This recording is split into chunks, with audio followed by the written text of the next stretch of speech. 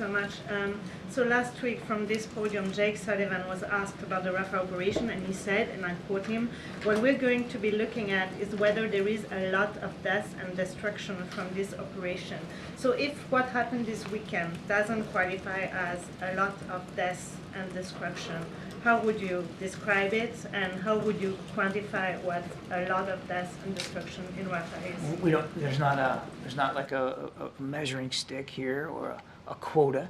As we've said many times, the right number of civilian casualties is 0. We won't see any. Now we've seen more than about a dozen or so that we know of, at least from this strike alone. That's horrific. That's terrible. We don't want to see that. The answer should be 0. The Israelis have said this was a tragic mistake. They're going to investigate that. We're going to let them do that. But we've also said, and this is the other part of what Jake said, is that we don't want to see a major ground operation in Rafah that would really make it hard for the Israelis to go after Hamas without causing extensive damage and potentially a large number of deaths. We have not seen them do that at this point, but we're watching it very closely.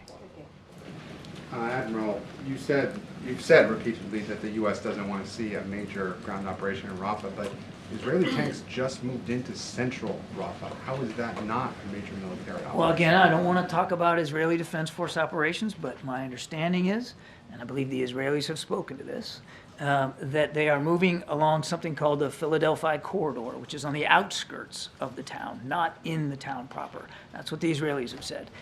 We're not on the ground, Gabe. We're not there. I mean, you know, we don't have troops that can look at every single soldier and where they are.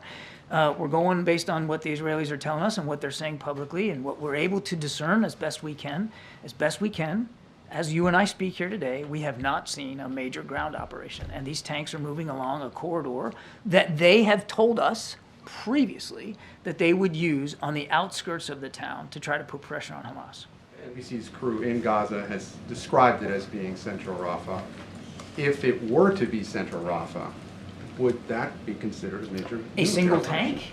A single No, tank not a with single a dozen set or of so tanks. guys? And I mean, we're talking about, you know, you're dragging me into a hypothetical, and I hate that, but one tank, one armored vehicle does not constitute a major ground operation. Now, I'm not saying that that's what's going on right now. What I'm telling you is what the Israelis have told us about what they're doing.